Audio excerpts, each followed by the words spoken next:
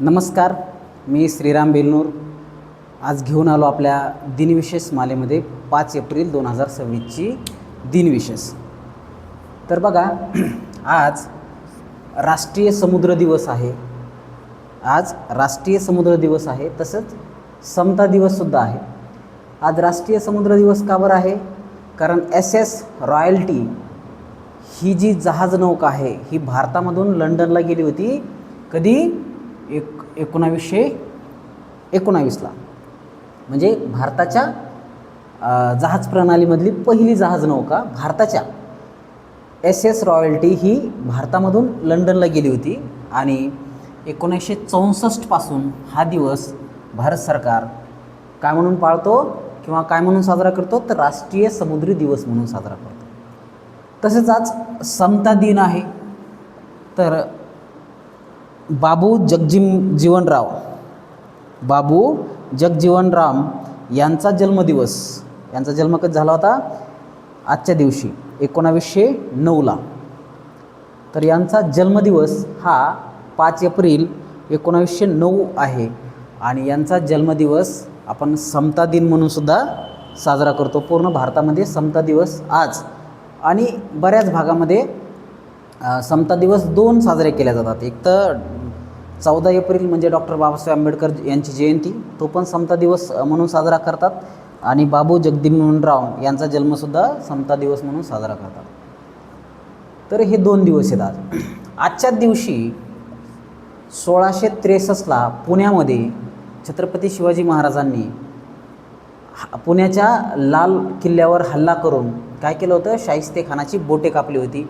अचानक झालेल्या हल्ल्यामध्ये शाहिस्तेखान तर बचावला, पण त्याचे 3 बोटं तिथं तुटली होती। तर ही गोष्ट आपल्याला सर्वांना माहितीची। त्याच्यानंतर मुघल सरदार जुल्फिकार खानने रायगडला वेढा दिला होता। तर बघा, झालं असं होतं 1989ला जेव्हा छत्रपती संभाजी महाराजांना तुळापूरच्या वधस्तंभाला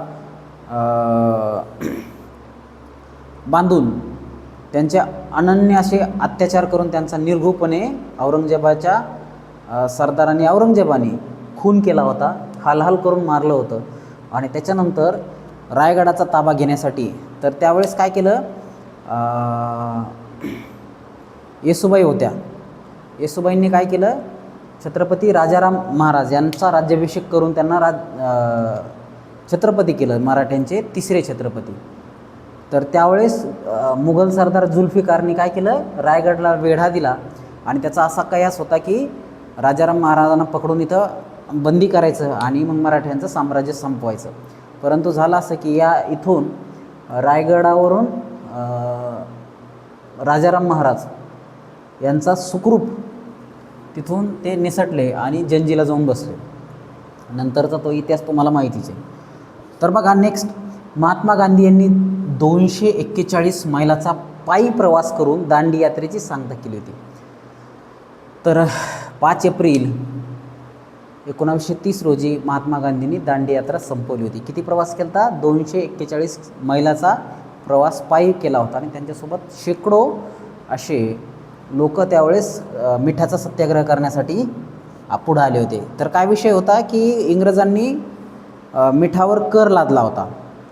मीठ हे नैसर्गिक साधनसंपत्ती, आपल्याच भारताच्या नैसर्गिक साधनसंपत्तीवर बाहेरच्या लोकांनी राज्य केल्याच्यानंतर त्याच्यावर अन्न वस्त्र निवारामधल्या मूलभूत गरजामध्ये जे अन्न आहे त्यातलं बी जे मीठ आहे त्या मिठावर कर लादला आणि तो कर नष्ट करावा यासाठीचे ते आंदोलन होतं। तर 1930ला 5 एप्रिल 1930ला त्यांनी ती दांडी यात्रा संपवली होती। आता बघा, नेक्स्ट भारतात स्काउट अँड गाईडची स्थापना 1949 भारत स्वतंत्र झाल्याच्यानंतर स्काउट आणि गाईड या संस्थेची स्थापना करण्यात आली।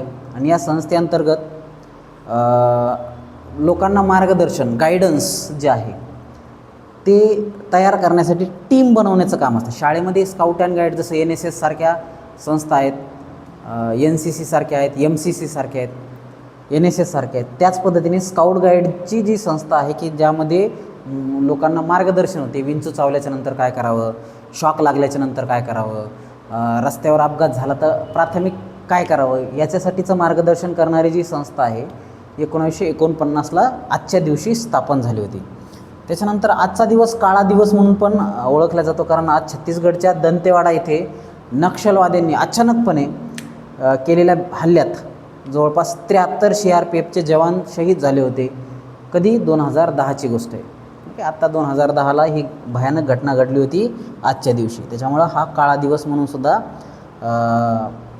साजरा केला जातो, आठवण केली जाते याची काळा दिवस म्हणून. त्याच्यानंतर आजच्या दिवशी पंडिता रमाबाई सरस्वती यांचा मृत्यू झाला होता. त्यांनी आर्य समाजाची स्थापना केली आणि त्यांनी खूप सारे समाज सुधारणाची कामंसुद्धा केली. तर 1922ला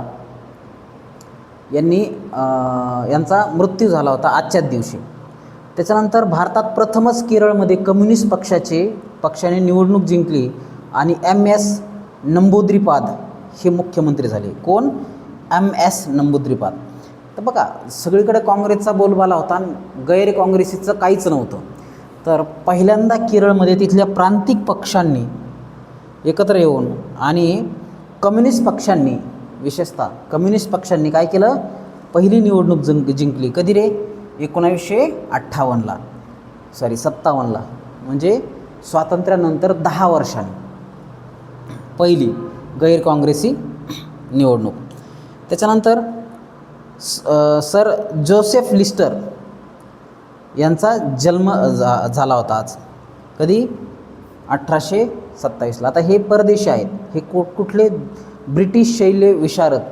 म्हणजे यांनी काय केलं होतं की जखमा ज्या आहेत त्या जर झुम काढल्या. आता बघा, जखम झाल्याच्यानंतर आपण काय करतो? फर्स्ट एड करतो. म्हणजे जखमीला काय करतो? डेटॉलनी धुवून काढतो. तर जखमा जर डेटॉलने धुवून काढल्या तर त्यामध्ये जे निर्जंतुकरण जे आपण म्हणतो ते होतं आणि त्यानं काय होतं? जखमा चिघळण्याचे प्रमाण कमी होतं. तर याचा शोध किंवा ह्या गोष्टीची सुरुवात कोणी केली होती? 1827ला आजच्या दिवशी सर जोसेफ यांनी केला होता. तर नाही, 1827ला त्यांचा जन्म झाला होता. तर त्यांनी कशाचा शोध लावला की जखम धुतल्याच्या नंतर, निर्जंतुकरण केल्याच्या नंतर जखमा लवकर बऱ्या होतात याचा शोध त्यांनी लावला होता. त्याच्यानंतर बुकर टी वॉशिंग्टन. तर बघा, अमेरिकन निग्रोसाठी कार्य केले. तर अमेरिका माहिती आहे तुम्हाला? अमेरिका हा सगळ्यात पहिले ज्यांनी संविधान लिहून काढलं, लिखित संविधान असणारा अमेरिका हा सर्वात मोठा देश आहे. सर्वात मोठा म्हणजे जगावर राज्य करणारा. इन द सेन्स रशिया सर्वात मोठा आहे, परंतु अमेरिकाचं म्हणजे 1789ला त्यांनी काय केलं? संविधान लिहिलं आणि लिखित संविधानाचा स्वीकार करणारा पहिला देश आहे. तिथं खूप साऱ्या चळवळी झाल्या, खूप सारे डेव्हलपमेंट झाले. तर याच्यामध्ये जे निग्रोचे हक्क आहेत, निग्रो समाज, निग्रोला काय करायचं? गुलाम म्हणून विकल्या जायचं. तर अब्राहम लिंकन आणि खूप साऱ्या समाज सुधारकांनी तिथं काम केलं. तर त्यातलेच एक बुकर टी वॉशिंग्टन यांचा जन्म आज झाला होता. अमेरिकन निग्रोच्या ह्याच्यासाठी कार्य करणारे जे आहेत त्यांचा जन्म आज झाला होता.